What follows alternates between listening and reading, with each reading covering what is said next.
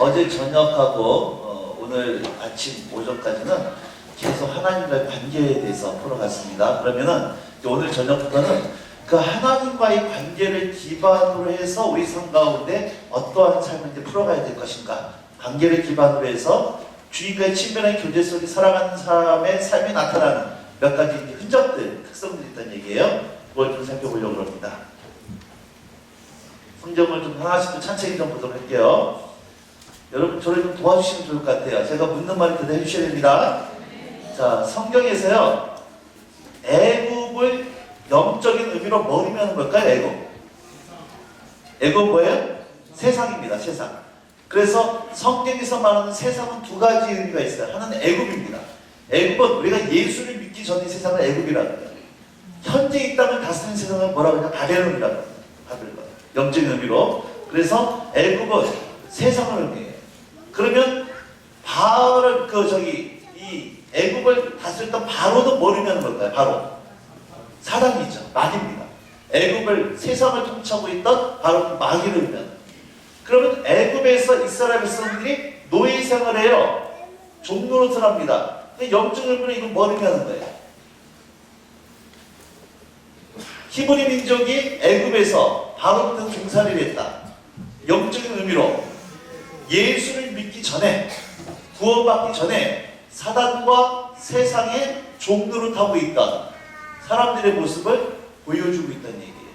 그래서 에베소 2장 1절에 있는 것처럼 허물과적으로 죽었던, 이제 공중권세 잡은 자를 따랐던 본리상 진노의 자녀였던 사람들의 삶의 모습을 보여주고 있습니다. 출애굽기 1장에 보면요, 이런 표현이 나옵니다. 고역이 있었고, 감독자가 있었고, 괴로움이 있었고, 탄식이 있었고, 노역이 있었다는. 히브리 민족이 애굽에서 노예 생활을 하면서 성을 짓습니다. 성을 짓다 보니까는 채찍으로도 맞고 노예로 살면서 탄식과 괴로움이 있는, 바로 세상과 마귀의 종노릇하고 있는 모습을 보여주고 있는 것이 출애굽기 1장이죠.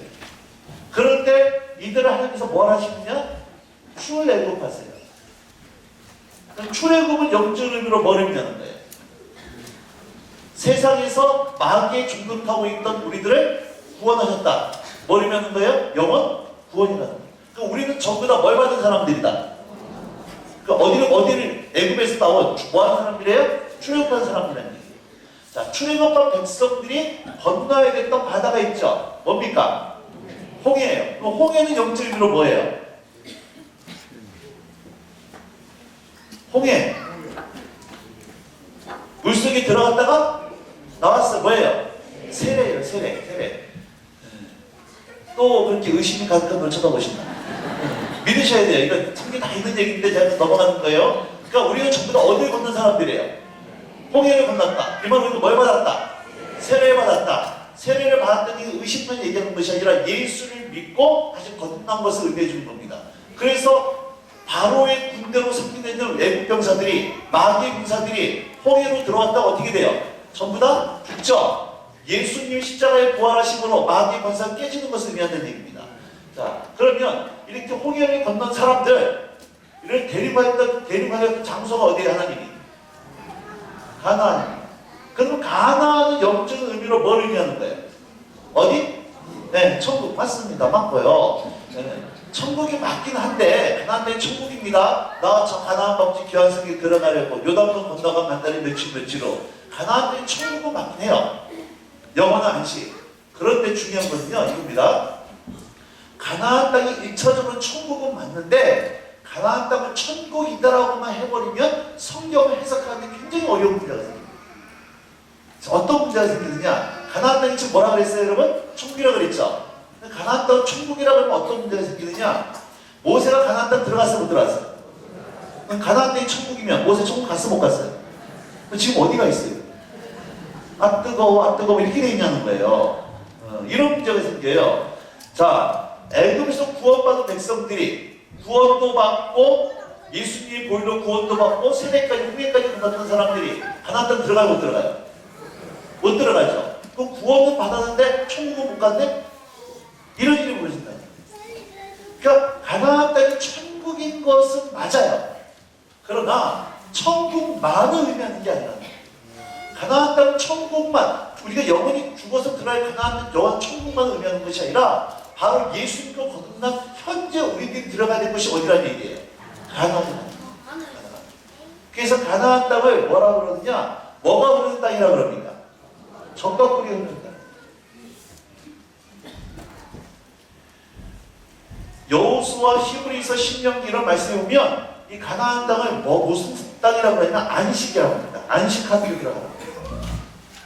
안식. 나중에 얘기할 거예요. 그 다음에 요한복음 10장 10절 말씀에 보면 이런 말씀이 있습니다. 요한복음 10장 10절에 인자가 온 것은 양으로 무엇을 얻게 하고 생명을 얻게 하고 또 더 풍성한 삶을 얻게 하려고 예수님이 오셨다는 거예요. 도적이 온 것은 도적질하고 죽이고 멸망시킬 것뿐이요 인자가 온 것은 양으로 무엇을 얻고 생명을 얻고 근데 생명을 얻을 뿐만 아니라 어떠한 삶을 누리게 하려고 그 생명이 풍성한 삶을 누리게 하시려고 예수님이 오셨다라고 하는 겁니다. 풍성한 삶을 내게 해주겠다는 얘기예요.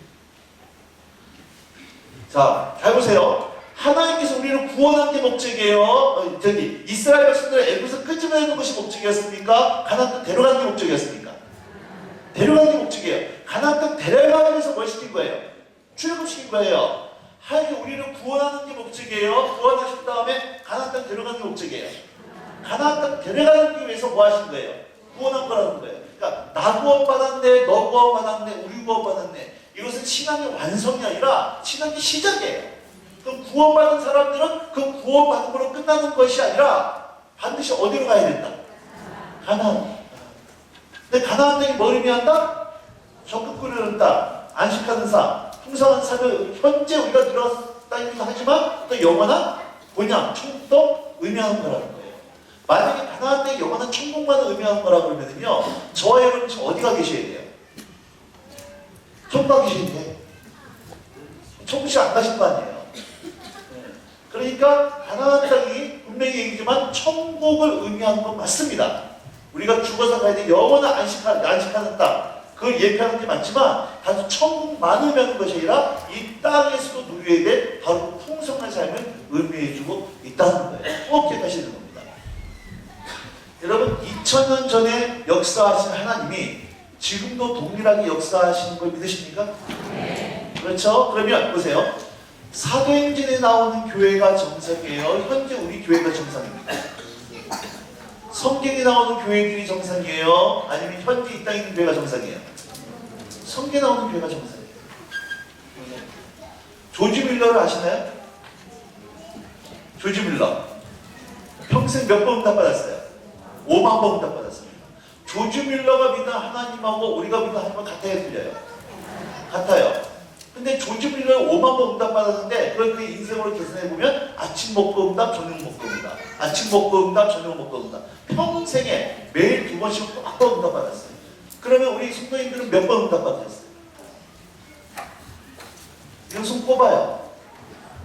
그리고 평생 울고 먹어요. 이렇게. 그러면 똑같은 하나님 믿고 있는데 누구는 5만 번 응답 받고 우리는 손을 꼽고 앉아있고, 그러면 왜 이런 차이가 벌어지냐? 왜 이런 차이가 벌어지냐? 여러분 분명히 성경이 나오는 교회가 정상이고 우리가 비정상인데요, 안타까운 것은 우리가 전부 다 비정상이다 보니까 잘못 생각하면 우리가 정상이고 성경이 특별한 것처럼 보이죠. 성경이 나오는 교회의 모습이 정상이에요. 똑같은 하나님 모시고 있는 교회임에도 불구하고 사변적인 교회와 현재 있는 교회가 너무나 차이가 난다는 얘기예요. 똑같은 하나님 모시고 있음에도 불구하고 조지 밀러와 우리의 삶에는 이게 놀라운 차이가 있다는 얘기예요. 도대체 왜 이렇게 똑같은 하나님 모시고 있음에도 불구하고 우리 삶에 이러한 차이가 있을까? 제가 오늘 아침에 얘기했죠. 여호와는 나의 목자신 내가 부족함이 없으리로다. 분명히 고백을 합니다. 여호와는 나의 부족함이 없다고 그러는데 왜 내 삶에 이렇게 부족함이 많냐? 성경은 부족함이 없다고 그러는데 이 딜레마, 똑같은 하나님을 모시고 있음에도 불구하고 왜 부흥의 시대마다 부으셨던 교회의 영광과 이 현재 이 땅의 교회의 모습 왜 이렇게 차이가 있을까? 하나님이 돌아가신 게 아닙니다. 하나님의 수많은 영광과 체험, 성도, 간증하는 성도들의 삶과 왜 오늘 나의 삶이 이렇게 차이가 납니까? 그들이 믿는 하나님, 내가 똑같은 하나님에도 불구하고 이 차이가 어디서 나는 거예요? 오늘 이 부분을 함께 좀 살펴보려고 하는 거예요.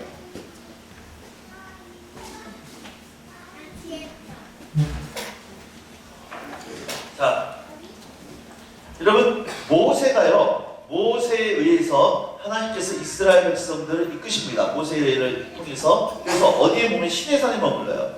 시내산에서 1년에서 2년 머물면서 여기서 율법을 받고 성막을 짓습니다. 그리고 다 율법과 성막을 받고 지은 다음에 드디어 하나님께서 모세 보고 이스라엘 백성들을 데리고 가나안 땅으로 들어가라고 합니다. 데리고 들어가라고 할 때 모세가 데리고 들어오다가 가나안 땅 입구에 딱 도달해요. 거기가 어디냐면 같이 합시다. 가데스바네아. 가데스바네아 하면 딱 떠오르는 사건이 무슨 사건이에요? 가데스바네아 무슨 사건? 네? 큰 소리. 정탐꾼. 12명 정탐꾼. 예. 너무 성경식 표현하세요. 자, 12명의 정탐꾼입니다. 꼭 기억하세요. 12명의 정탐꾼. 딴 분들은 절 따라서세요. 딴 분들은 절 따라서세요. 제발. 성경 좀 읽자. 범사에 무식해요. 아니, 이거 보셔야 됩니다. 가데스바네아 무슨 사건? 정탐꾼 사건. 자, 보세요. 12명이요. 이 가나안 땅을 정탐하고 오는데 며칠 동안? 40일. 근데 이들이 전부 다 똑같은 걸 보고 옵니까? 다른 걸 보고 옵니까? 똑같은 걸 보고 와요. 한 사람은 경기도, 한 사람은 충청도, 전라도 보고 온 것이 아니라 똑같은 걸 보고 오는데 놀라운 소식은 보고가 들려요. 10명은 이 땅을 바라보면서 뭐라고 얘기했냐면 정말 이 땅은 적각불이 흐르는 땅입니다. 그래서 그 땅에 있는 실과를 장정 2명이 메고 오는 거예요. 그런데 그 다음에 하는 얘기가 기가 막힌 얘기입니다. 근데 그들 보기에, 이 사람들 보기에 우리는 뭐와 같다? 메뚜기 같습니다. 이 가나안 땅에 사는 사람들이 이스라엘 백성 보고 너희 메뚜기 같다 얘기한 것이 아니라 그들을 보니까 자기들 스스로가 메뚜기 직접 여겨지는 거예요. 여기는 안압저수 있습니다. 철병거가 있습니다. 그래서 그들이 보기에 우리는 메뚜기 같습니다. 그래서 우리는 애굽으로 여기 못 들어갑니다. 애굽으로 돌아가십시다. 메뚜기 콤플렉스에 빠지시다. 못 들어갑니다. 근데 2명 누굽니까? 여호수아와 갈렙은 똑같은 걸 바라봤는데 뭐라고 그러냐? 아닙니다. 이것들은 우리들의 밥입니다. 아침에 드실래요? 점심에 드실래요? 볶아 드실래요? 쌀은 이 얘기하고 앉아있는데. 그러면 여러분 똑같은 걸 바라봤음에도 불구하고 10명은 스스로 메뚜기 컴플렉스에 빠져서 우리는 못 들어간다고 얘기하고 2명은 똑같은 거 봤음에도 불구하고 우리들의 밥이라고 얘기하고 근데 이 차이가 도대체 어디서 나나? 이 차이. 죄송합니다. 제가 이제 전국을 다니면서 이렇게 말씀을 전하다 보니까요. 참 이 반응이 똑같이 일어나요. 어떤 분들은 여기는 대구라서 안 되고 여기는 부산이라서 안 되고 여기는 또 지하 상가라서 안 되고 여기도 주택가라서 안 되고 일단 안 되는 이유를 창조적으로 찾기 시작해요. 근데 어떤 분들은 안 된다고 하는 데서 또 되어지시는 분들이 있다. 똑같은 문제 앞에서 어떤 사람은 문제 앞에 스스로 메뚜기처럼 여긴 사람이 있는 반면에 어떤 사람이 그 문제가 도달하면 하나님께서 이걸 통해 어떻게 역사하실 것인가 이걸 또 바라보는 사람들이 있더라는 얘기입니다. 그 도대체 이 두 사람의 차이는 두 개의 차이는 도대체 어디서 나타? 이게 무슨 긍정의 힘, 적극적인 사고방식 이런 게 아니에요. 그런 차원이 아닙니다. 이 차이는 어디서 나느냐? 자 보세요. 이 가나안 땅을 제일 먼저 유업으로 주시겠다고 약속을 받은 사람이 누구였습니까? 제일 처음에 아브라함. 창세기 12장, 13장, 15장에 하나님께서 아브라함에게 이 땅을 너와 내 자손에게 유업으로 주겠다는 거예요. 창세기 26장에 이삭에게 이 땅을 너와 내 자손에게 유업으로 주겠다. 28장에는 야곱에게, 50장에는 요셉에게, 출애굽기 2장에는 이제 모세와 이스라엘 백성들에게 하나님께서 유업으로 주셨다는 거예요. 그러면 하나님 입장에 봐서는 이미 이 땅을 뭐 하신 거예요? 이들에게 주신 거예요. 그들 가서 뭐만 하면 돼요? 한 약속의 말씀 뭐만 하면 돼요? 취하기만 하면 돼요. 근데 10명은 이 하나님의 언약의 말씀 없이 말씀을 통해서 그 상황을 해석한 것이 아니라 자신들의 눈으로 상황을 해석하니까 그 상황 가운데 완전히 무너져서 우리는 메뚜기 같다. 근데 여호수아와 갈렙은 상황은 바뀐 게 없습니다. 상황은 똑같은데 뭘 통해서? 하나님 말씀을 통해서 상황을 해석하니까 상황은 바뀌지 않았음에도 불구하고 이것들은 우리들의 밥입니다 라고 얘기합니다.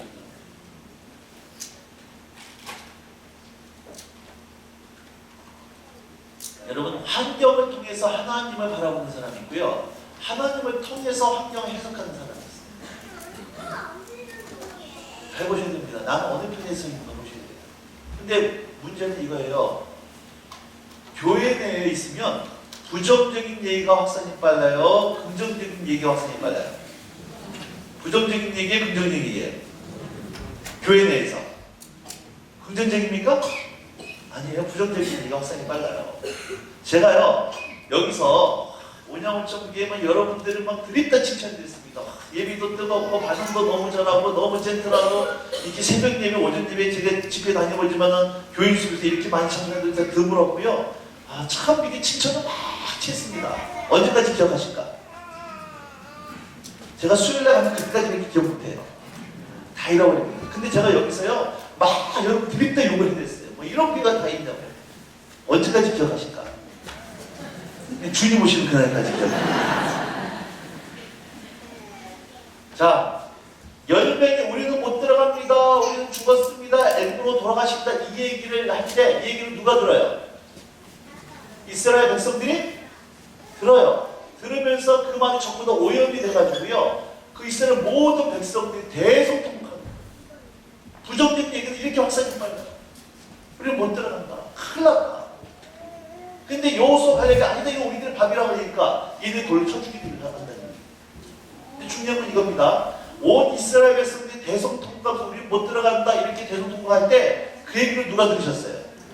하나님이 들으셨어요. 이게 문제였습니다. 민수기 14장 28절로 갔어요.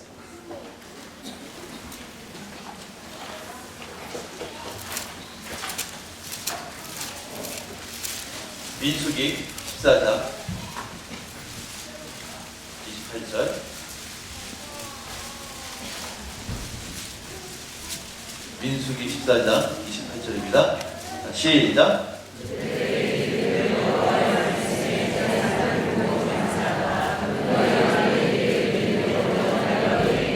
잘 보세요.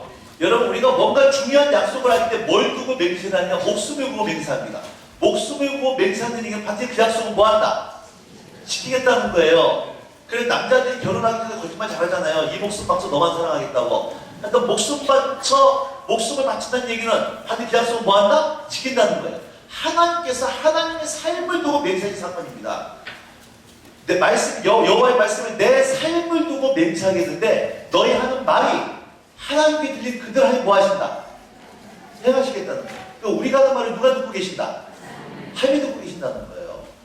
아, 힘들어 죽겠다. 짜증나 죽겠다. 미치겠다. 하나님 어떻게 하신다는 거예요? 죽이신다는 거예요. 왜? 우리 말한 거는 뭐 하시기 때문에?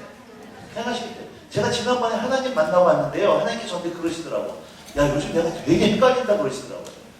하나님도 헷갈려요. 그러니까 하나님 헷갈림이 있으시대요. 뭐가 헷갈리냐 그러니까 아니 그 오냐고점기가 암기 집사 살리는지 죽일지 모르시겠대요. 이게 뭔 얘기냐 그러니까 아니 기발이는 맨날 살려달라고 하면서 말할 때는 죽겠다 그러니까 근데 도대체 어떻게 될지 모르시겠대요. 여러분, 사람이 죽고 사는 것이 뭐에 달려 있어요? 혀의 권세에 달려 있다고 해요. 사람이 입술에 무엇을 먹는다? 열매를 먹는다 그래요. 하나님 말씀이면 제 말씀이 아니에요. 절대로 사세요. 말씀이 그렇다면 그런 거다. 말씀이 그렇다면 그런 거예요. 사람이 그 입술에 열매를 먹는다 그랬고 죽고 사는 것이 혀의 권세에 달려있다 그랬어요. 그래서 하나님을 알지 못해 우리 손자들이 무슨 얘기를 했느냐? 말이 뭐가 된다? 시간이 걸렸어. 그래서 세상 사람들은 안 된다, 못 살겠다, 죽겠다, 힘들다 그럴 때 적어도 이제 저와 여러분들은 내 인생에 소망이 있습니다. 나를 축복하실 것입니다. 우리 자녀를 변화시키실 것입니다. 우리 교회를 부흥시킬 것입니다. 나는 아멘 할 때까지 할 거예요 지금. 하나님께서 우리 교회를 축복하실 것입니다. 내 자녀를 만나주실 것입니다. 여러분, 이런 믿음의 언어, 생명의 언어, 소망의 언어, 사람의 살인 언어가 있길 주님을 축복합니다. 여러분, 이 말이라는 것은 굉장히 영적인 세력입니다. 굉장히 큰 영적인 원리가 있습니다. 그래서 자녀들이요 이제 성적표를 받아올 때가 됩니다. 성적표를 받아왔는데 전부 다 가에다가 하나 양 받아갖고 왔어요. 양도 체육이야. 이럴 때는 너무 좌절하지 마시고요. 말이라도 늘 믿음으로. 너 너무 한가함에만 집중하는 거 아니냐 이러면서 여러분 늘 이렇게 믿음으로 선포해 주시고. 자, 문제는 10명이 우리 못 들어간다는 얘기를 전부 다 대성통곡하면서 이들이 입으로 선포하기 시작하니까 하나님 그 말을 들으시고 그 말한 대로 하루를 1년사 삼아서 우리는 못 들어간다는 얘기했던 사람이 전부 다 이 방에서 몇 명 죽을 때까지요. 아무도 가나안 땅 못 들어간다. 그래서 오늘부터 반드시 뭘 조심하셔야 돼요? 여러분 기도하는 것과 말하는 것을 일치시키는 훈련을 하시기 바랍니다. 기도했으면 입으로도 자꾸 기도를 선포하시는 것이 믿음의 선포예요. 네 믿음대로 될지어다.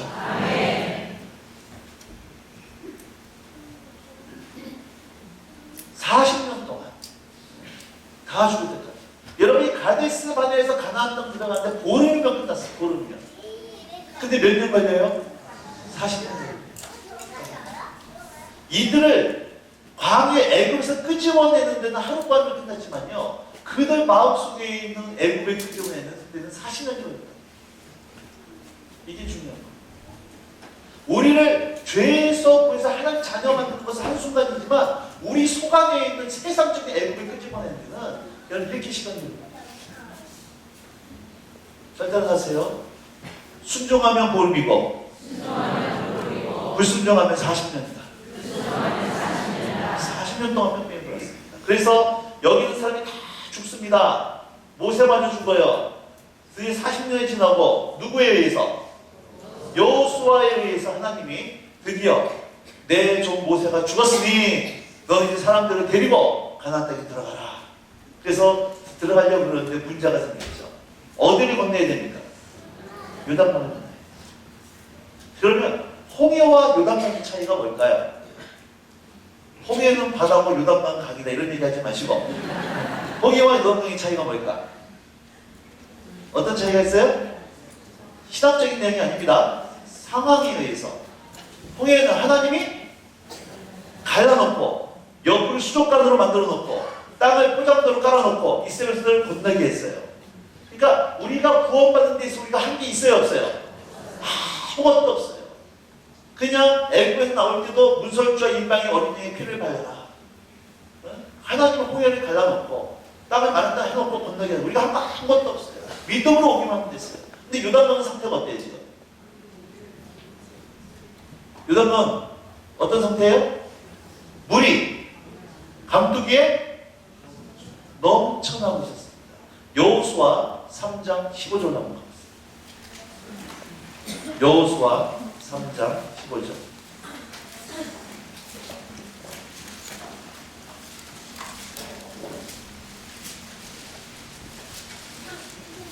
여호수아 3장. 자, 앞에 나옵니다. 시작. 요단이 곡식 거두는 시기에는 항상 언덕에 넘치더라. 괴를 맨 자들이 요단에 이르며 괴를 맨 제사장들의 발이 물가에 잠기다. 보세요. 요단강이 곡식 거두는 시기. 이게 모ber고 보리 거두는 시기입니다. 4월에서 5월이에요. 이때는 이스라엘에 늦은 비가 내리는 늘 우기였다는 얘기예요. 이스라엘은 건기와 우기가 뚜렷한데 우기 때는 비가 집중적으로 내려서요. 갈릴리 위에 있는 헐몬산에 있는 눈이 흘러내리면서 요단을 흘러내리고 물이 집중 내리다 보니까는 강물이 강두기로 흘러 넘치는 데입니다. 자, 여러분 계곡에 여름에 홍수가 와서 물이 불어가지고 산을 고립되는 거 보시죠?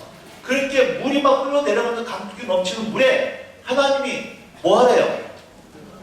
제사장들이 어깨에 언약궤를 메고 그들의 발을 요단 강물에 뭐 하라는 거예요? 담그라는 거예요. 인간적으로 봐서 뭐 하라는 얘기입니까 이거는? 빠져 죽으라는 얘기. 이게 처리되어 있습니다. 홍해는 하나님을 완전히 갈라놨어요. 옆으로 수족관 만들어 놓고 땅에 아스팔트 깔아놓고 건너라 그랬는데 요단강은 물이 막 강둑이 넘치고 있는데 거기다 네 발을 담그라. 인간적으로 봐서 죽으라는 얘기. 제가 그 강원도 홍천에서 사역을 하다가 2004년도에 대전으로 사역을 옮겼습니다.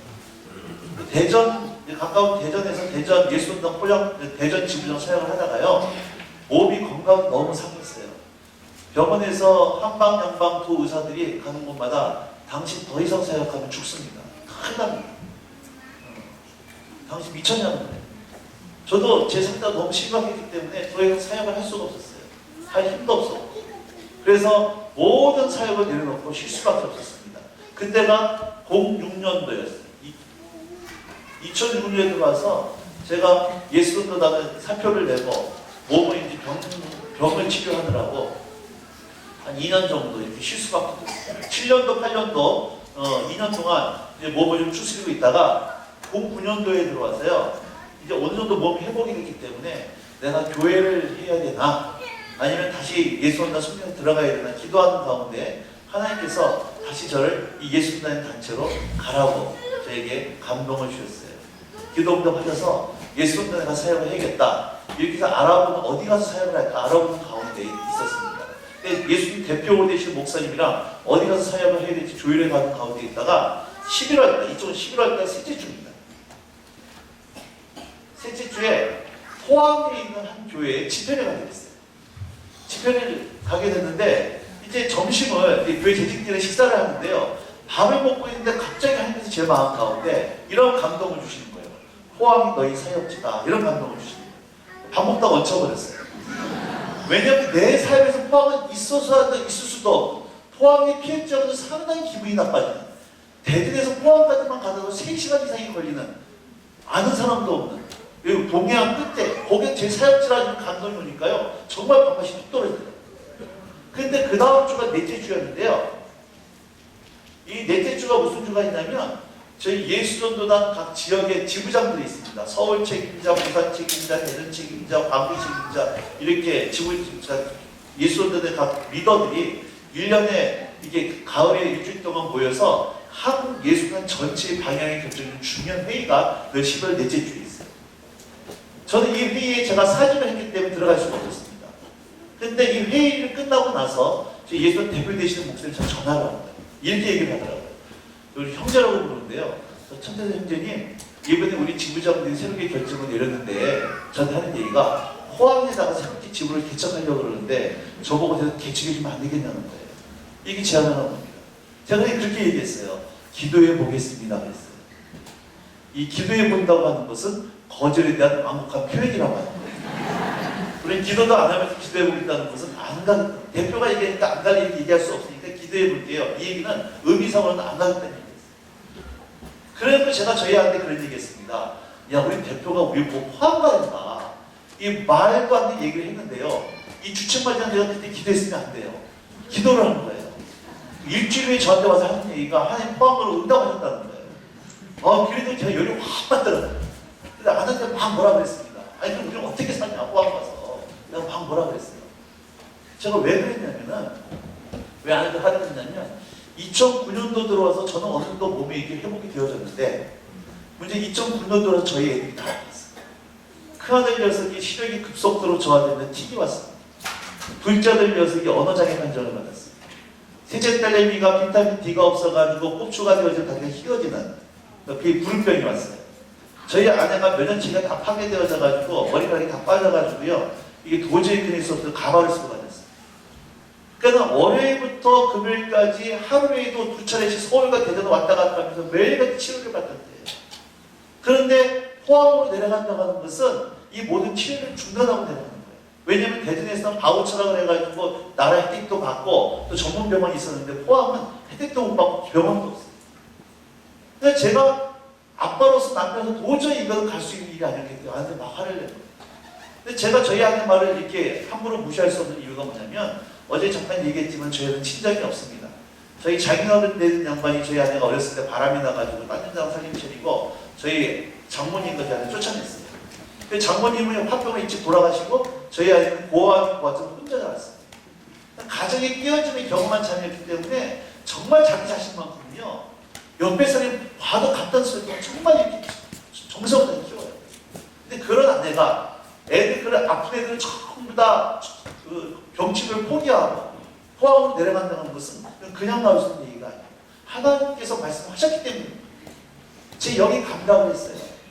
포항 내려가는 게 맞구나. 나한테 하나님께서 감동 주시고 대표를 통해서 요청이 오고 아내가 응답받고 내 영을 받았습니다. 그러나 환경은 내려갈 수 있는 환경이 전혀 안 됐어요. 그래서 아내 보고 들어가 잠자라 그러고 거실에 나와서 한 열흘 정도를 하나님께 뒹굴면서 싸웠던 실험 아닌 실험해가면서 하나님 포항 데려가는 게 맞긴 한 것 같은데 아니 맞는데 현실이 가정빈이 아니잖아요. 어떡합니까? 새벽 3시 되기까지 마치 약을 실험하는 것 같은데 실험해만 했어요. 끙끙거리다가 쓰러져 잠들고 쓰러졌어요. 제가 분명히 예전에 하나님께 이런 식으로 분명히 일하지 말라고 분명히 예전에 말씀드려놨거든요. 관계 어려워질 때 이런 식으로 절대 하지 말라고 말씀드렸는데 하나님도 잊어버리시는 거예요. 정말 쉽지가 않았어요. 열흘 정도 이제 끙끙거리면서 어떻게 할 바는 모르겠는 거예요. 이게 뭐 불치병은 아니지만 치료를 중단하면 고쳐야 되는 병인데 이 아빠로서 남편으로서는 도저히 허락은 안 돼요. 하나님은 분명히 이제 내 영이 아닌가 하는 게 맞는 것 같고 끙끙거리고 한 열흘 정도 이렇게 끙끙거리고 있는데 한 새벽 3시쯤 됐던 것 같아요. 그날도 거실에 누워가지고 자는 것도 아니고 기도하는 것도 아니고 이렇게 끙끙거리고 이렇게 앉아있고 있는데 그때 갑자기 하나님께서 제 마음 가운데 이런 감동을 주시더라고요. 어떤 생각이 떠오르냐면 이런 생각이 떠올랐어요. 네가 네 새끼 책임질래? 내가 네 새끼 책임질래? 이 한 말이었어. 마음속에. 네가 네 새끼 책임질래? 내가 네 새끼를 책임질래? 가만히 생각해보니까 제가 저희 애를 책임진다고 해봤자 병원 데려가는 것도 못해요. 하나님 책임다는 얘기는 뭐예요? 하나님이 치료하십니다.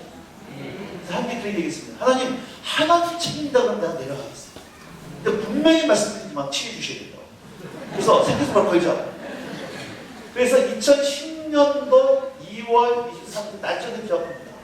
2월 23일 날 대저에 있는 집을 정리하고 포항으로 들어갔어요. 아 정말 추웠어요.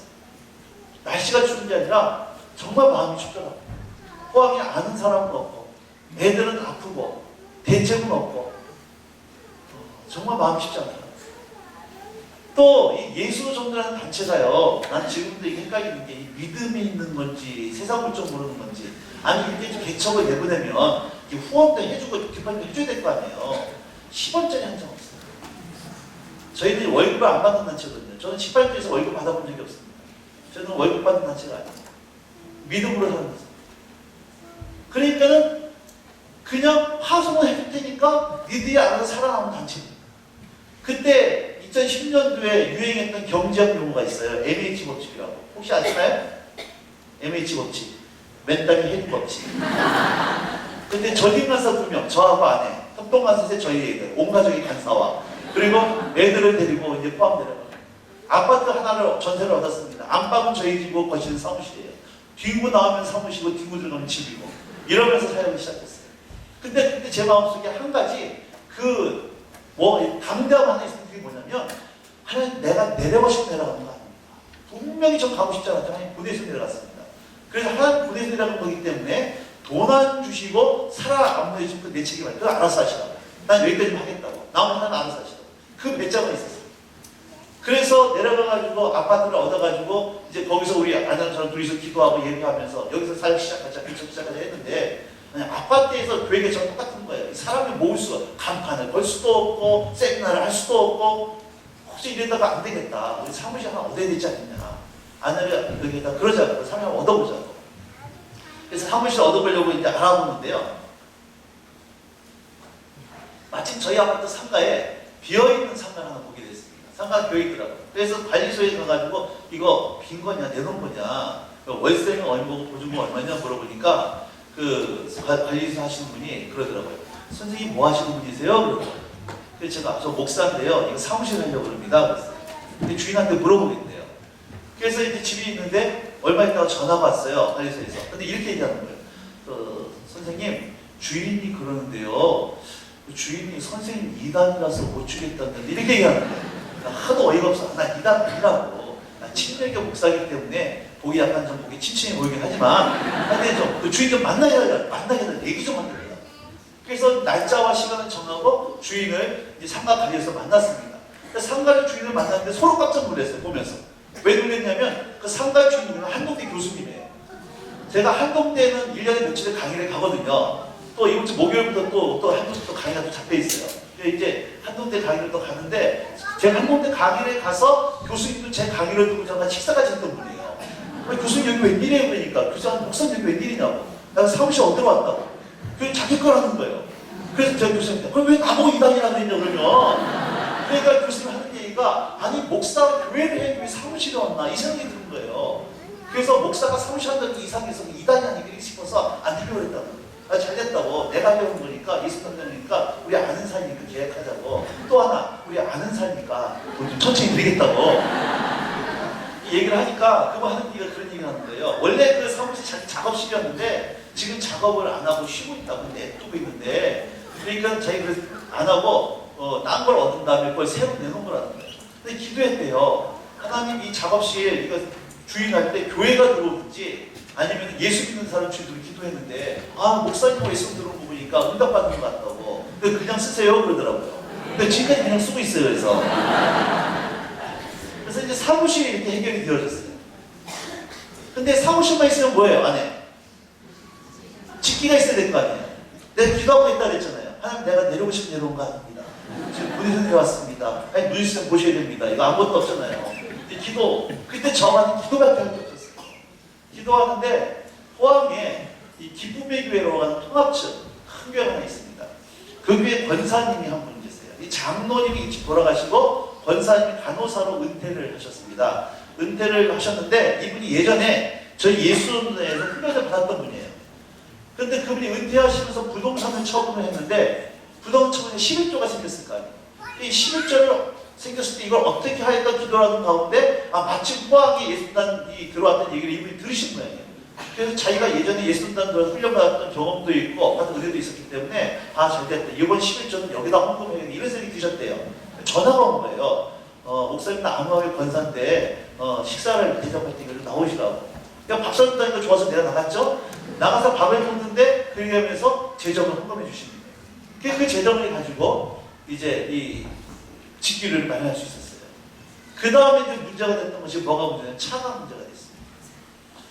제가 2003년도에 안식년을 했는데요. 그때 안식년 때 저희 차 하나를 주셨거든요.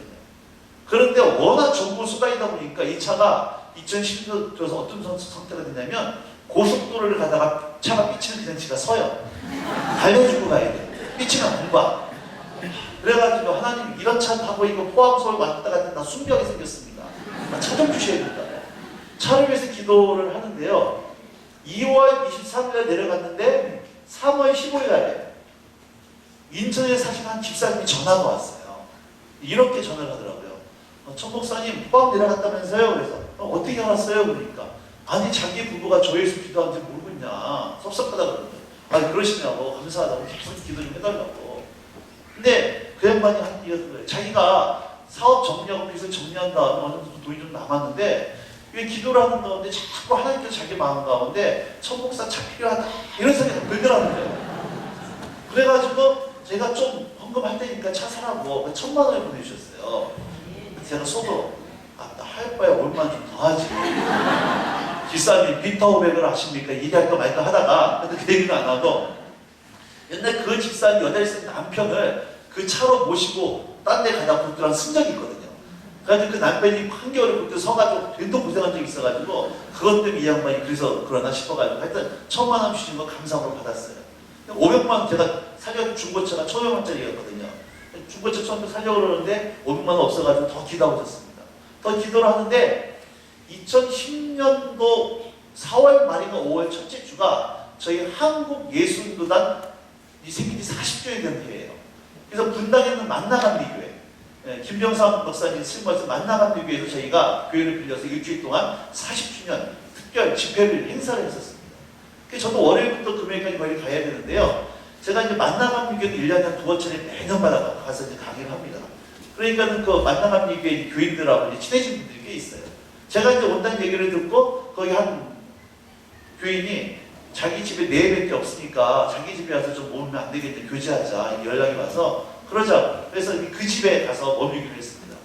만나감리교회 바로 앞에 있는 교회 집이 아파트였기 때문에 월요일날 집회를 마치고 그 집 4분이랑 차를 한 잔 마시는데요. 남자 집사님 봉선을 딱 주시는 거예요. 그럼 하시면서 이런 얘기 하더라고요.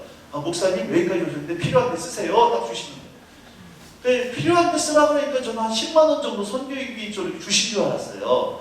그래서 제가 또 받는 데는 타고난 은사였기 때문에 감사히 받겠습니다 하고 받은 다음에 확인도 안 하고 그냥 호주에 집어넣었습니다. 그 다음날 아침에 운동화를 좀 사야 됐기 때문에 그 분당 야탐역 앞에 있는 백화점에 갔어요. 백화점 가가지고 신발 가게 들어가가지고 신발에서 그냥 10만 2천 원 달라고. 그러니까 주머니에서 2,000원짜리하고 봉투째 저분에게 준 겁니다. 계산해 주세요 그러는데 저분이 계산을 안 해요. 왜 계산 안 해주세요 그러는데 저분이 딱 보여준 대로 500만짜리 수표예요. 그래가지고 카드로 빌렸어요.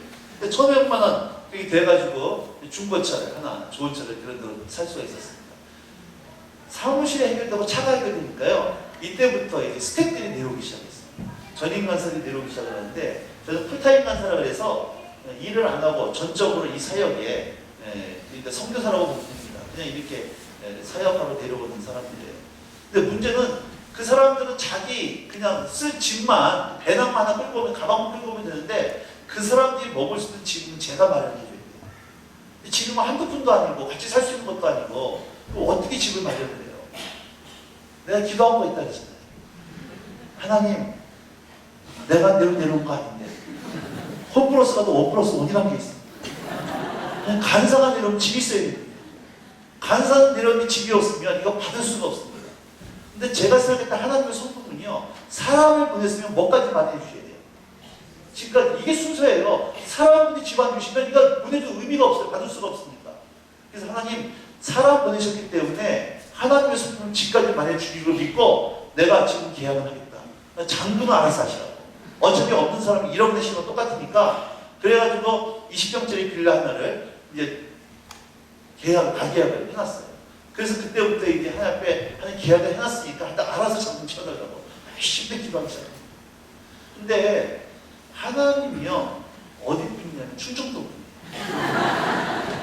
결정적인 흠이 있어요. 어떤 흠이 있냐? 하나님 실험관념이 별로 없어요. 분명히 이때까지 주셔야 되는데 안 주시는 겁니다. 여러분 이 사람이요 속이 바짝 나가는 겁니다. 이제 잔금 치를 날짜가 일주일 남은 거예요. 일주일 후에 잔금 안 들어오면 이건 계약금 뜯기고 사람 못 들여오고 집 계약 다 물러가 버리고 사람 바보 되는 겁니다. 근데 뭐 손바닥만 조각보면 너 보이면 좋겠는데 그때까지 시간짜리 하면 안 돼요. 그때 정말 이게 바짝바짝 하더라고요.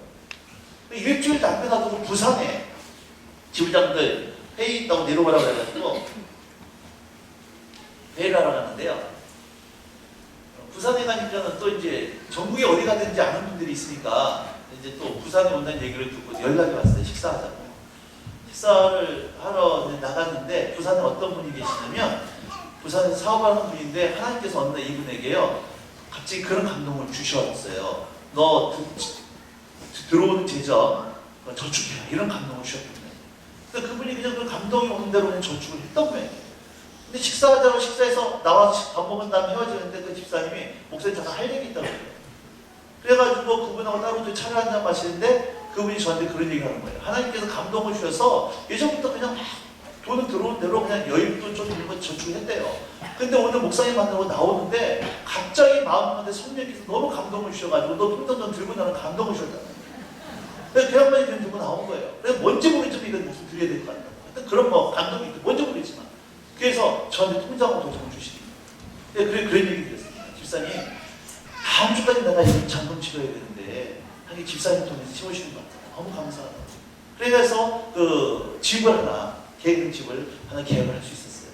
그러니까 지금 이제 내년이 되면 2월 달까지 6년 되는데, 지금까지 집을 3채를 허락해 주셨습니다.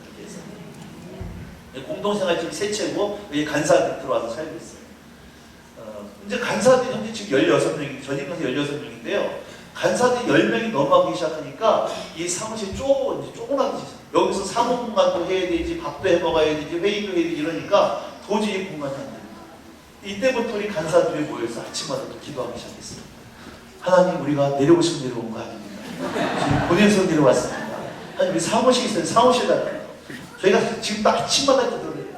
마태복음 6장 30절 말씀 붙들고 먼저 그의 나라를 이루면서 이 말씀부터 지금도 기도하고 있습니다. 근데 이제 이때 하나님 참 재밌게 해서 어떻게 일하시냐면 이렇게 일하시는 거예요. 여기 저기 사무실이면 여기가 세탁소예요. 여기가 학원입니다. 여기가 사무실인데 저희가 사무실 놓고 기도하기 시작할 때 마침 이 학원이 딴 데로 이전을 한 거예요. 이게 비게 됐어요. 잘 됐다. 화장실 왔다 갔다 하면 이게 침발이잖아. 눈만 이거 비사무실이다. 간사들이 화장실 왔다 갔다 하면서 그 사무실 하면 본다고 한 주식주로 믿습니다. 돈은 없어. 하여튼 무조건 기도. 이때부터 참 재밌게 일하시는데 어떻게 일하시냐면 서울에 그 요즘 한참 더 한국에 뜨는 교회 중에 하나가 한옥 목사님이라고 하는 분이 개척한 새로운 교회라고 있습니다. 그 한옥 목사님이라는 분이 새로운 교회를 개척을 할 때 지금 한 4,5천 명 좀 넘어가는데요. 그분이 개척할 때 옆에 조금 좀 도와드렸어요. 컨설팅에서 조금 해드렸고 지금도 교제하면서 좀 도와드리고 있는데 그 교회에서는 그 추수감사절 들어오는 헌금은 교회로 안 들어오고 전부 다 그 러브 펀드를 통해서 개척교회가 전부 다 헌금을 합니다. 그 한옥사에 전화가 온 거예요. 저한테 하는 얘기가 아니 목사님께서 저희 교회를 개척할 때 지금도 도와주시기 때문에 저희 장로님들이 당회에서 우리 송 목사님 그 교회는 아니지만 포함을 개척했다고 하니까 좀 도와줍시다. 이렇게 해가지고 그 교회에서 도와줄 결정을 했다고 일시불로 1,000만 원하고 매달 100만 원씩 밀렸다고 후원할 때 연락이 온 거예요. 감사합니다 하고 이제 받았죠. 그래서 딱 그로부터 일주일 딱 지나고 나서 서울 온누리 교회인이 전화가 왔어요. 온누리 교회에서 제가 강의를 자주 하는데요. 그때 그분이 제 강의를 들었던 거예요. 근데 그분이 그렇게, 전 지금 누군지 몰라 만나본 적도 없습니다. 지금도 누군지 모르고 만나본 적이 없는데 아르바이트 연락이 온 거예요. 이분이 기도를 하는데 자꾸 제 생각이 나더라는 거예요. 그래서 좀 헌금 좀 할 마음이 생겨가지고 제 계좌번호를 물어보더라고요. 계좌를 줬는데 이분이 또 1,000만 원을 보내주셨어요. 그리고 그럼 딱 한 달 후에 마포에 있는 성광감리교회라고 해서 방원철 목사님이 그 사역하시는 성광감리교회 부흥회를 하고 있어요. 그 주일부터 수요일까지 부흥회를 하는데요. 수요일날 저녁에 방원철 목사님이 그 집회를 마치고 마지막 광고를 하는데 그런 광고를 하는 거예요. 여러분 가운데 하나님께 기도할 때 감동을 주셨는데 한 사람당 10,000원씩만 작정해 주시고 그 1년 동안만 작정합니다. 더도 많이 10,000원씩만. 그리고 그렇게 작정한 헌금은 전부 다 예수님 포함되고 전부 다 후원하자. 그렇게 해서 그 교회에서 또 매달 100만 원씩 또 헌금이 들어오기 시작했어요. 이래서 재정이 한꺼번에 쌓이면서 저희가 그 재정을 가지고 사무실을 얻게 되었어요. 최근에 올해 들어와서 우리 한사도 형제 공동생활집을 이제 옮기게 되어졌어요. 계약기간이 다 돼가지고. 근데 그 사이 집값이 너무 올랐거든요. 새로운 집을 옮겨야 되는데 3,500만이 더 필요한 거예요. 교회는 이게 사람들이 부흥하면 늘어나면 재정이 늘어나는데요. 저희도 수익단체 아닌데 헌금으로 의존하는 단체인데 사역이 많아지면 돈이 더 많이 들어가는 단체. 3,500만이 저희 쌓을 때 돈이 없어요. 그러니까 하여튼 있는 돈 다 털어가지고 3,000만 원 마련했는데 500만 원이 없는 또 저희 한 거 엎드릴 수밖에 없죠. 하나님 기도하는데 6월 때 올해 6월 달에 한 교회를 가서 집회를 하고 왔어요. 왔는데 주일이 지나고 나서 그 교회 집사님인데요. 명지대학교 교수님이에요. 메일이 왔더라고요. 그분이 그런 얘기를 하는 거예요. 메일을 통해서 자기가 학기 초에 학교에서 보너스를 받은 게 있는데 올 여름에 쓰려고 했다. 근데 기도하는 가운데 하나님께서 저한테 헌금하라는 마음이 주셨다고. 그래서 계좌를 알려달라고. 근데 계좌를 알려드렸어요. 얼마 왔을까요? 500만 원 왔어요. 그래서 형제들 공동체집을 옮길 수 있게 되죠. 지금까지 하나님께서 저희 포항지부 간에 이렇게 지금까지 일하고 계십니다. 여러분 제 삶에 있어서요. 이 요단강은 사무실이 없고 집이 없고 차 없고 간섭이 없어요. 밤에 다니면 죽을 것만 같았어요. 안 될 것만 같았어요. 그러나 하나님 말씀 앞에 순종해서 이 두렵고 떨리는 발걸음이었지만 한바탕 내디디니까 요단강물이 갈라지더라고요. 포항에 내려와서 1년 동안 이건 저만의 케이스는 절대로 저같이 하면 안 됩니다. 저는 특별히 하나님 앞에 이게 흥정한 게 있으니까 하나님 이거 받은 게 있으니까 한 거지 저처럼 하면 돼요. 저는 와가지고 하나님 치유하신다 했기 때문에 애들 병원 정말 안 데려갔습니다. 아내랑 1년 동안 아내 빠진 머리, 티, 아들놈의 그 장애, 입술, 딸내미 휘어진 다리가 이렇게 휘어졌거든요. 난쟁이처럼 이게 뒤뚱 걸었습니다. 뼈가 완전히 휘어져가지고. 그거를 아침 저녁 손놓고 기도했어요. 하나님 분명히 거짓말하지 못하신 하나님. 약속하셨으면 치유가 되라. 아침 저녁 아내랑 정말 손놓고 기도를 시켰어요. 모든 병원 다 취소하고 병원도 없었고 갈 능력도 없었고 1년 후에 11년도 3월 달에 경북대 병원 갔습니다. 그럼 다시 한번 말씀드리지만 그럼 병원 같이 가셔야 돼요. 저만의 케이스입니다. 1년 후에 경북대 병원 가가지고 3월 달에 경북대 병원에 전부 다 검사를 했습니다. 저희 아내하고 큰아들 여사하고 셋째 딸 여미는 완치되어졌어요. 아직 둘째들 여성만 언어가 완전히 돌아오지 않았어요. 그러나 지금도 조금씩 좀 좋아지고 있고 돌아가고 있어요. 완전히 회복되게 줄로 좀 믿습니다. 아직까지 하나님 계속 기도하게 하고 있어요. 그러나 분명히 보면 예전에 비해서 다 많이 좋아졌어요. 여러분, 오늘 여러분의 삶 앞에 건너야 될 이 요단강이 뭐냐는 거예요. 기도할 때마다 하나님이 발을 담그라 그러는데 믿음으로 내 발을 담그려고 그러면 죽을 것만 같고 망할 것만 같아. 이 요단강. 이게 있다는 얘기예요. 오늘 이 온양원천 감리교회를 하나님께서 기도할 때마다 믿음으로 도전하라 그러는데 그렇게 할 것 같으면 망신당할 것 같고 안 될 것만 같아. 죽을 것만 같아. 이 요단강입니다. 이스라엘 백성들이 하나님 말씀에 순종해서 요단강을 건넌 다음에 그 다음에 제일 먼저 붙은 성이 무슨 성입니까? 제일 먼저 붙은 성이 무슨 성이에요? 여리고성이에요. 여리고성. 제일 먼저 만났던 성 여리고성입니다. 여러분 그 중국에 가면 북경에 가면 작은 성이라고 있어요. 작은 성의 천안문. 이 교회가 이 벽 두께가요 한 30cm 정도 되죠. 30cm 정도 된 벽 두께 30cm 정도 된다고 생각하면 작은 성의 천안문. 천안문의 벽 두께는 얼마나 될까요? 벽 두께. 그게 7m예요. 7m. 이 교회 벽 두께가 30cm입니다. 30cm 두꺼운 거예요. 근데 여러분 천안문 작은 성의 벽 두께가 7m예요. 그래서 맨날 중국어 가지고 짱게만 먹지 말고요. 보시라는 거예요. 그래서 성벽 위로 마찰이 나왔어요. 여리고성은 외벽이 있고 내벽이 있으면 성벽이 두 개가 있는데 외벽은 11m, 내벽은 7.5m. 이게 고증으로 되어졌어요. 성벽 두께가 11m예요. 여러분 성벽 두께가 11m면 이건 난공불락이 있어요. 근데 여리고성이 어떻게 무너져요? 하나님 음성 듣고 믿음으로 순종하고 빽빽이도 소리 지르니까 무너지죠? 자, 여리고성 무너진다면 그 다음 무슨 성이에요? 아이성. 여리고성 무너뜨리니까 이스라엘 백성들이 간이 배 밖으로 나와요. 그래서 어떡합니까? 하나님께 물어보지도 않고 군사원에 있다가 패해서 오죠?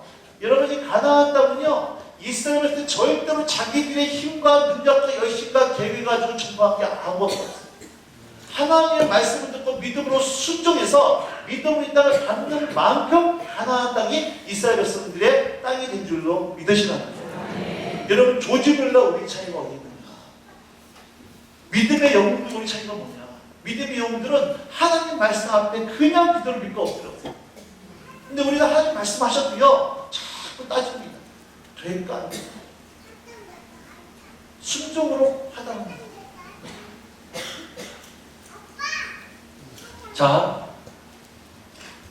히브리서 오늘 본문 이제 가보세요. 이런 설명을 드린 상태에서 이 히브리서 본문에 보면 분명하게 보입니다. 히브리서 3장으로 가볼게요. 3장 15절부터 제가 한번 읽어보도록 하겠습니다.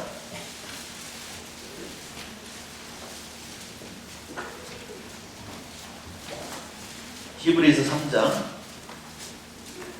15절에요. 다 찾으셨죠? 제가 읽을 테니까 잘 보세요. 성경에 일렀을 때 오늘 너희가 그의 음성을 듣거든 하나님을 그렇게 경노하시는 같이 너희 마음을 완고하게 하지 말라 했으니 하나님의 음성을 듣고도 경노하시게 하는 자가 누구냐? 바로 모세를 따라 애굽에서 나온 모든 사람이 아니냐? 또 하나님이 40년 동안 누구에게 노하셨느냐? 그들의 시체가 광야에 엎드러진 범죄한 자들에게 아니냐? 또 하나님이 누구에게 맹세하사 그게 무엇에? 안식이 뭐라 그랬어요? 적과 꿀이 흐르는 땅, 가나안 땅, 풍성한 삶이라고 그랬죠? 그의 안식, 그 가나안 땅에 들어오지 못하게 하셨느냐? 곧 순종하지 아니하던 자들에게가 아니냐? 이 말씀 보면 이스라엘이 가나안 땅에 못 들어가지는 뭐하지 않았기 때문에? 순종하지 않았기 때문에. 그런데 19절 말씀 보세요. 이런 건데 그들이 뭐하지 아니하므로 능히 들어가지 못한 것이라. 아니 18절 말씀은 뭐하지 않을 때 못 들어갔다 그래요. 19절은 뭐 때문에? 그러면 성경은 믿음과 순종은 무슨 뜻이다? 같은 뜻이다. 나는 믿어. 근데 순종은 안 돼. 믿는 거야, 안 믿는 거예요? 안 믿는 거예요. 믿음과 순종은 같은 뜻입니다. 그러니까 정말로 믿음이 있으면 믿음은 순종으로 증명되게 돼 있어요. 순종으로 믿음을 증명하신 여러분들에게 축복합니다. 자, 1절 보세요. 4장 1절. 그러므로 우리는 두려워할지니 뭘 두려워해야 돼? 여러분이 정말 두려워하는 게 뭘 두려워해야 되느냐? 그의 안식, 그 가나안 땅, 풍성한 삶에 들어갈 약속이 지금도 남아있습니다. 하나님의 우리가 주신 그 하나님의 풍성한 성급은 지금도 남아있을지라도 근데 원영원천 감리교회 여러분들 중에는 그 가나안 땅 풍성한 삶에 들어가지 못할 자가 있는 것을 두려워하라는 얘기예요. 그럼 2절 말씀 본문입니다. 같이 읽겠습니다. 시작!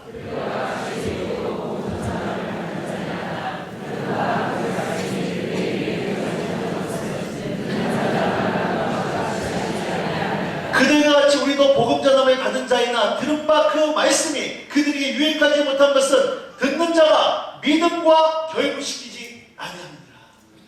여러분 수많은 목사님들이 여기서 말씀을 전했어요.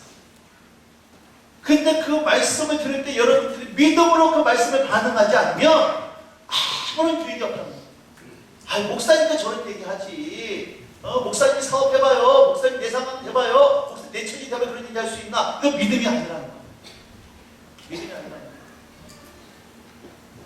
수많은 말씀이 들림에도 불구하고 내 삶 가운데 믿음의 증거와 역사가 없는 이유는 딱 한 가지입니다. 그 말씀을 믿음으로 화답하고 순종하지 않았기 때문에 이 눈에 아무 증거 안 되고 이 귀에 아무 소리 안 들려고 믿음만을 가지고서 내 발을 내딛기 시작할 때 여러분 그때 요단강이 갈라지고 요셉이 무너진 역사를 믿으시기 바랍니다. 여러분 이 간증이 여러분의 있기를 주인을 축복합니다. 맨날 너비했던 간증만 듣지 말고요. 오늘 내가 하나님 말씀을 순종했더니 이렇게 한 역사하시다가 내 삶의 역사적 하나님의 간증을 우리 자녀들에게요. 눈 똑바로 뜨고 신에게 유산으로 물려준 여러분들에게 주임을 축복하는 겁니다. 자 마지막으로 하나만 보고 마치도록 하겠는데 여호수아 나오세요. 14장 여호수아 14장 이 말씀은 연관돼서 읽을게요.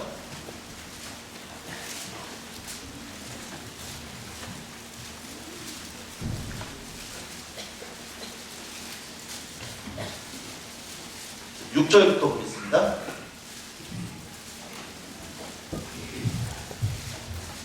여호수아 14장 6절.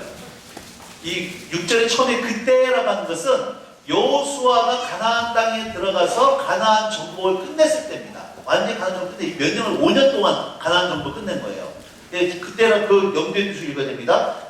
그때 가나안 정복이 끝났을 때에 유다 자손이 길갈에 있는 여호수아에게 나오고 그리 사람 여분의 아들 갈렙이 여호수아에게 말하되 여호와께서 어디에서 무슨 사건?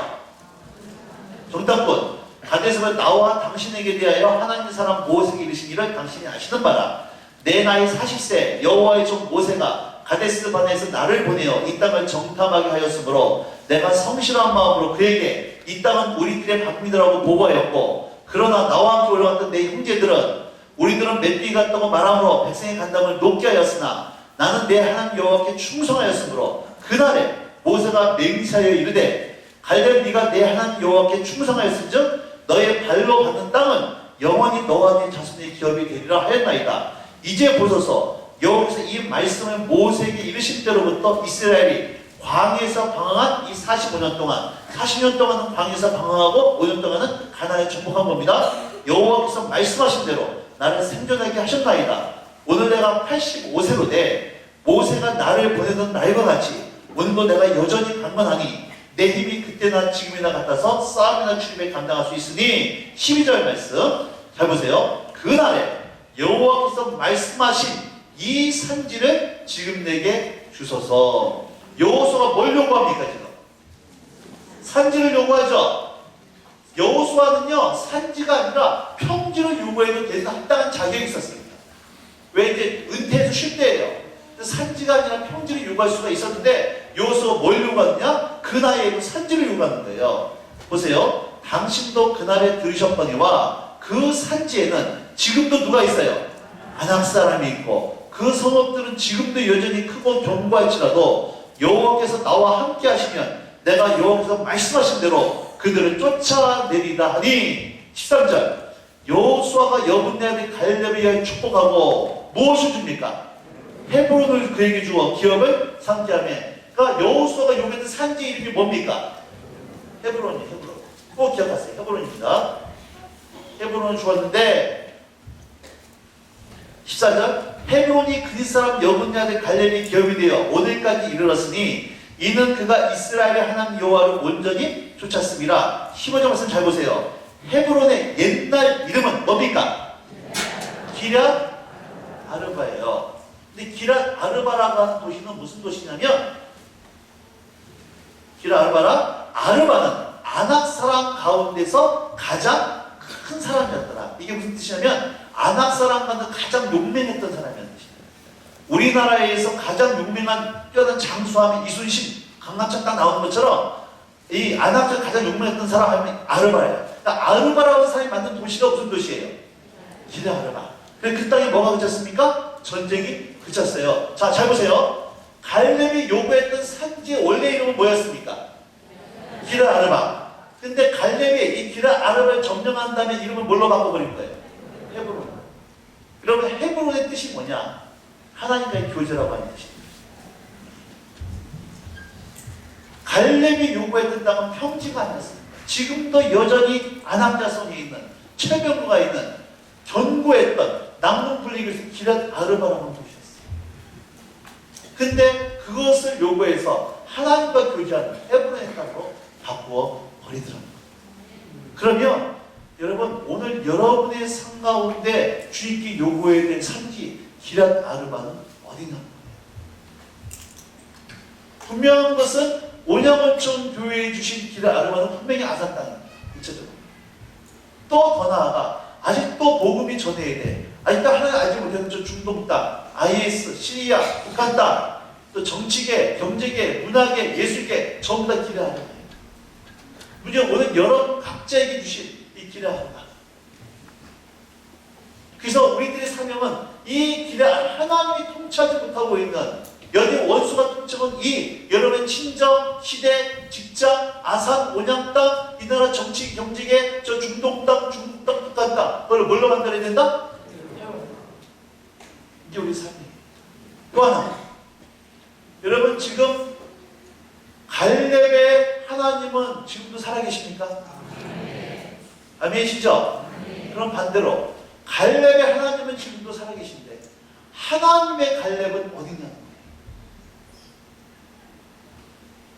갈렙의 하나님은 지금도 살아서 역사하시는데 이 산들을 내게 단련하고 분명하게 일어나서 하나님 영광 받으셔도 영광 받지 못하는 그거를 바라면서 분노 가운데 일어나서 이 산들에게 달라고 요청하고 있는 하나님의 갈렙. 여러분 그 사람이 누구냐? 오늘 하나님의 갈렙이 여러분의 자녀들에게 주여 축복합니다. 여러분에게 주여 축복합니다. 이 온양원천 교회가 이 기라한테 이 땅을 하나님으로 바꿔버리는 하나님의 갈렙이 되길 주여로 축복합니다. 여러분 그래서 기쁨에서 그물을 내리라고 말씀했던 베드로에게 베드로가 그 말씀에 의해서 그물을 내릴 때 금이 찢어지면서 나타났던 것처럼 하나님 말씀에 온전히 순종함으로 내년에는 여러분의 그물이 찢어지면 만세의 축복이 임하는 노란 역사의 길을 주의 이름으로 축복합니다.